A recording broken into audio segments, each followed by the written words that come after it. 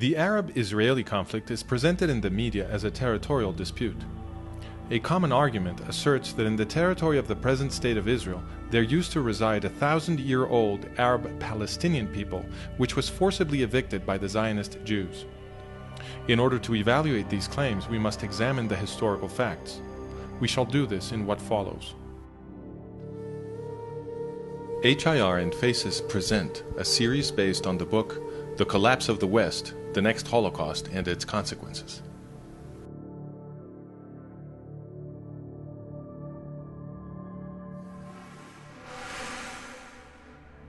It was the Romans who, in the 2nd century of the Common Era, first used the name Syria Palestina for Jerusalem and surrounding areas.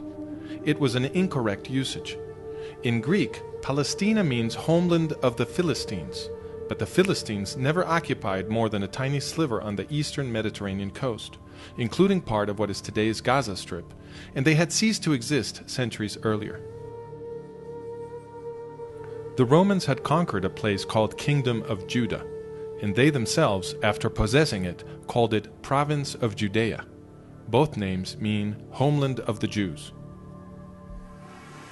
Why then did the Romans change the name to Syria Palestina? This is an important question. Jewish community and religion are organized around the Law of Moses, which, according to Exodus, was born in an Egyptian slave revolt. This explains why the Law of Moses denounces oppression and protects the poor. It also explains the preoccupations of the Roman military aristocracy. In those days, the Jews were a very large population distributed throughout the Mediterranean. The greatest worry of the Romans was that the popularity of the Law of Moses among the oppressed peoples of the empire might result in revolution. In order to avoid such an outcome, the empire launched enormous mass killings of Jews, remembered today as the First Jewish War, the Diaspora Revolt, and the Second Jewish War. According to historians, taken together and in proportional terms, the Romans killed perhaps more Jews than did Adolf Hitler. Once the genocide had been concluded, Emperor Hadrian, after destroying Jerusalem in the 2nd century, brought Greeks to settle it and forbade the entrance to Jews under pain of death. The city was renamed Aelia Capitolina and the area Syria Palestina.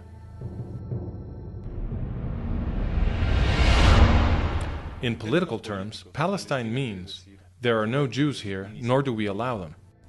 Some Jews stubbornly remained in their Holy Land, and many others soon returned. The Romans informally continued to call the place Judea. With the passing of the centuries, the name Palestine was used less and less and ceased to have a clear referent.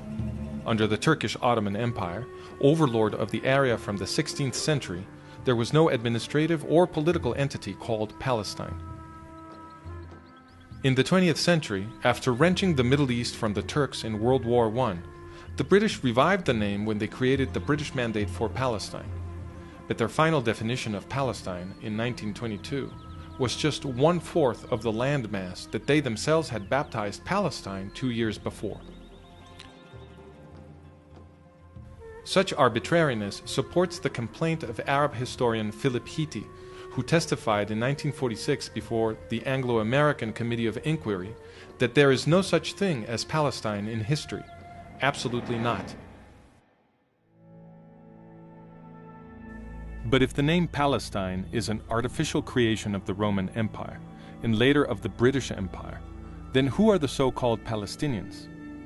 That question was answered by Zahir Muhsin, the chief of military operations of the Palestine Liberation Organization, or the PLO, now better known as the Palestinian Authority.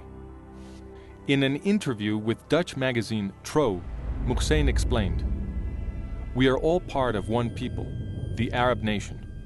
We are one people. Just for political reasons, we carefully underwrite our Palestinian identity, because it is of national interest for the Arabs to advocate the existence of Palestinians to balance Zionism.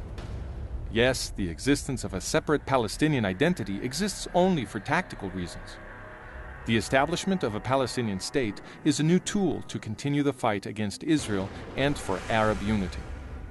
Why does Muhsin say, "a new tool to continue the fight against Israel"? In war after war, the combined efforts of several Arab Muslim states were defeated by tiny Israel, again and again. So a new tool was needed, a political warfare strategy that combined terrorism with diplomacy to achieve what open warfare could not. But is Zahir Muhsin saying that a Palestinian people with a presumed right to the land of the Jewish state was simply invented? The PLO charters appear to confirm this. In its first charter, dated 1964, the PLO defined Palestine in Article 2 with its boundaries at the time of the British Mandate. This is a reference to the second arbitrary definition of the British from 1922.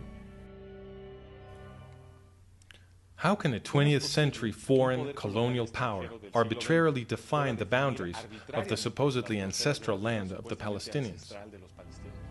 But in truth, the PLO did not even really adopt the British definition. In Article 24, the PLO explicitly asserted that Judea, Samaria, and Gaza, the territories which it now claims for its desired state, were not Palestinian. Article 24. This organization does not exercise any territorial sovereignty over the West Bank, Judea and Samaria, in the Hashemite Kingdom of Jordan, or on the Gaza Strip. In 1968, the PLO rewrote its charter. This time, the definition of Palestine did not exclude Gaza, Judea, and Samaria, so the PLO was now claiming these territories. What explains the change? In 1964, when the PLO wrote its first charter, Egypt was illegally occupying Gaza, and Jordan was illegally occupying Judea and Samaria. But then the Arab states provoked the War of 1967, or Six-Day War, in which the Israelis captured the territories of Gaza, Judea, and Samaria, among others. It was after this that the PLO rewrote its constitution in 1968, this time including Gaza, Judea, and Samaria in its definition of Palestine. The borders of Palestine are therefore flexible and are redrawn to surround exactly the territory which Israel controls.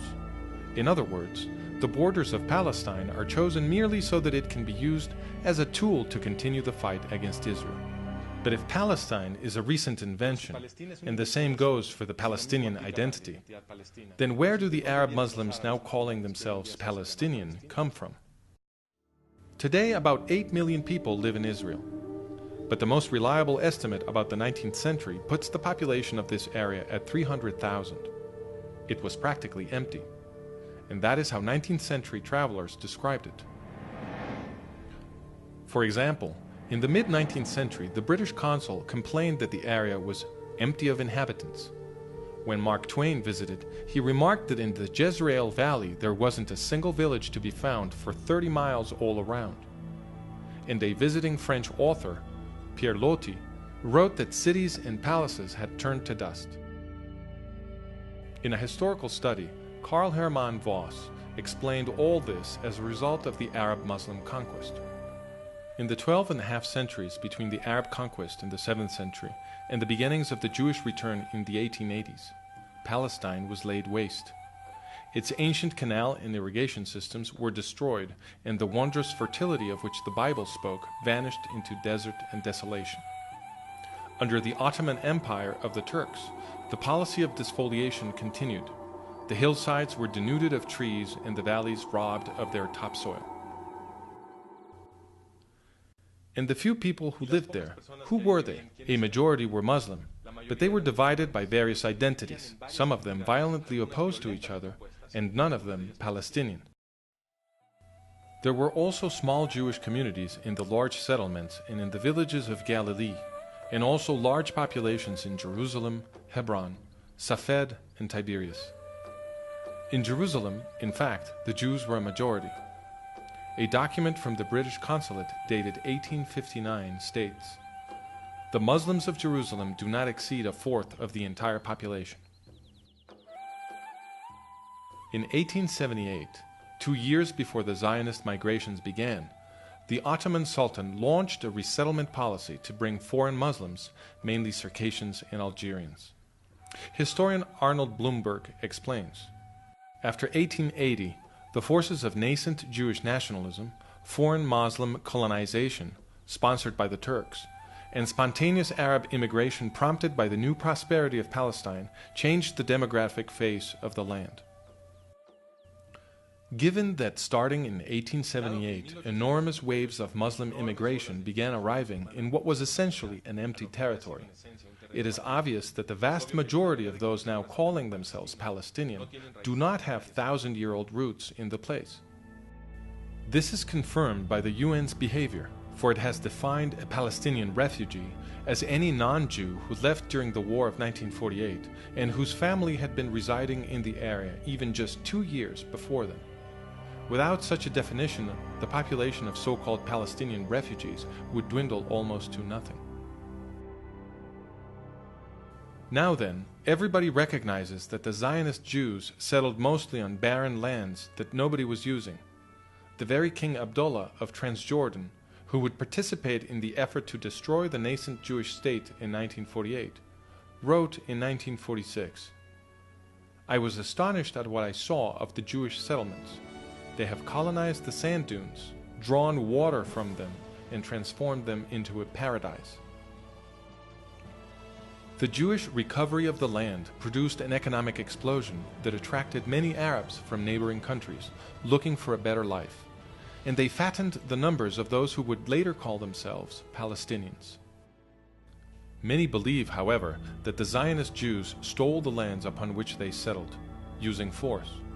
Did they? That question was answered by Haj Amin al-Husseini, the father of the Palestinian movement. In 1936, Husseini, Mufti of Jerusalem, launched his fourth great terrorist assault against the Jews of British Mandate Palestine. He called it the Arab Revolt. This violence lasted until 1939. In 1937, the British government sent a team to investigate, headed by Lord Peel. His mission was to establish what was happening and why. He called Husseini as witness. Sir Laurie Hammond asked Husseini whether the problem was that Jews had taken Arab lands by force. Husseini replied, "In most cases the lands were acquired. I mean forcibly acquired, compulsory acquisition, as land would be acquired for public purposes." "No, it wasn't." "Not taken by compulsory acquisition?" "No." "But these lands amounting to some 700,000 dunams were actually sold?" "Yes, they were sold, but the country was placed in such conditions as would facilitate such purchases." "I don't quite understand what you mean by that. They were sold. Who sold them?" "Landowners." "Arabs?" "In most cases, they were Arabs." "Was any compulsion put on them to sell? If so, by whom?" "As in other countries, there are people who by force of circumstances, economic forces, sell their land." The Arab landowners who, according to Husseini, had been forced to sell their lands were the Effendi, the great feudal lords of the area. They did whatever they liked. Nobody forced them to sell. And they had sold their least productive lands at very high prices.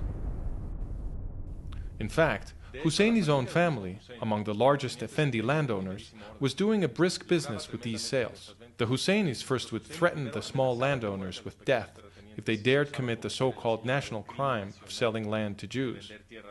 Then they would buy these plots at fire sale prices, consolidate them, and resell them at extortionate prices to the Zionist Jews. Historian Nathan Weinstock explains, "In other words, hyper-nationalist propaganda became a lucrative industry, indeed even an American-style racket, for the Arab gentry." To conclude, it is false to say that a 1,000-year-old Palestinian people had its ancestral land